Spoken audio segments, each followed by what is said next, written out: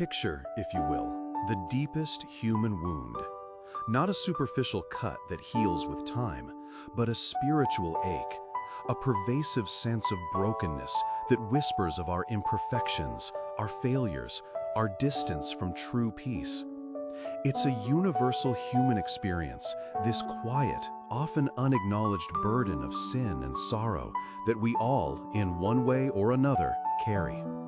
We yearn for healing, for a profound reconciliation, a way to mend what feels irreparably fractured within ourselves and between us and the divine.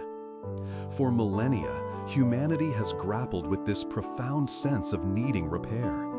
And long, long ago, nestled within the ancient texts of a desert people, a truly astonishing description emerged.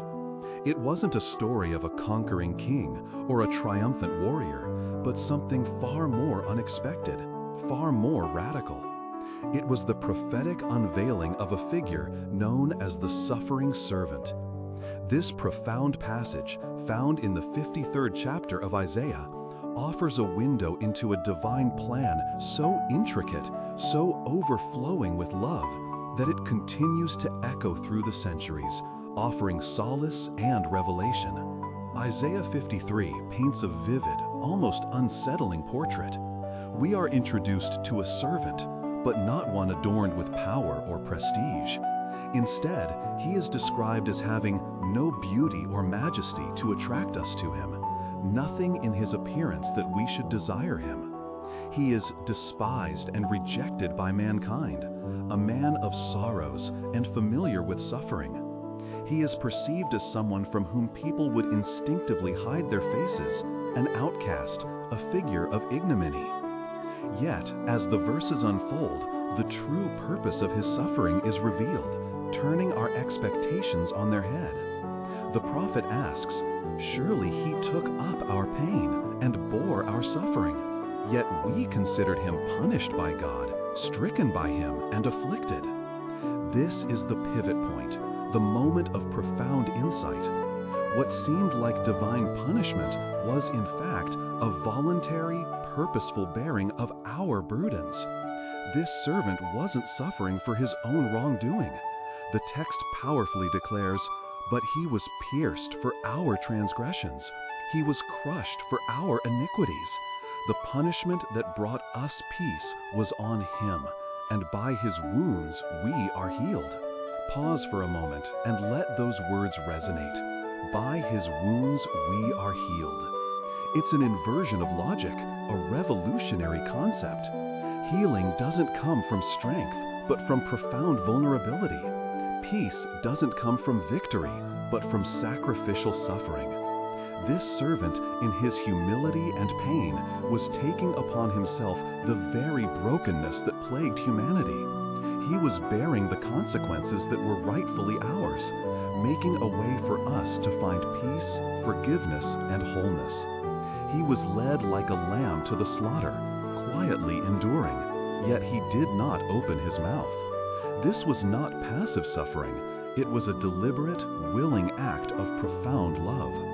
Centuries after Isaiah penned these remarkable words, a carpenter from Nazareth walked the dust-filled roads of Galilee. His name was Jesus. And in his life, his teachings, his miraculous acts of healing, and ultimately in his unjust trial, his brutal crucifixion, and his burial, the ancient prophecy of the suffering servant found its perfect, awe-inspiring fulfillment. Every lash, every thorn, every nail, these were the wounds that, as Isaiah foretold, would bring us healing. He truly bore the sin of many and made intercession for the transgressors. He, the innocent, suffered for the guilty, offering himself as the ultimate sacrifice for our redemption. This isn't merely a historical account. It is the very heart of God's plan for humanity. It reveals a God who, in his boundless love, chose to bridge the chasm between himself and us through suffering, not through power alone.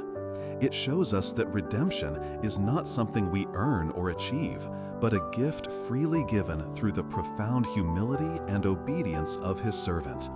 Christ's suffering brings not only forgiveness for our sins, but also healing for our deepest wounds and a path to reconciliation with God, mending that fundamental spiritual ache we all carry. When we truly grasp the depths of Isaiah 53 and see it fulfilled in Jesus, our hearts cannot help but be filled with overwhelming gratitude. It's a love so profound, so utterly self-giving, that it transforms our understanding of sacrifice. It moves us from a state of brokenness and striving to wonder and peace. And in this wonder, in this deep gratitude, we find not just comfort for ourselves, but also a powerful call.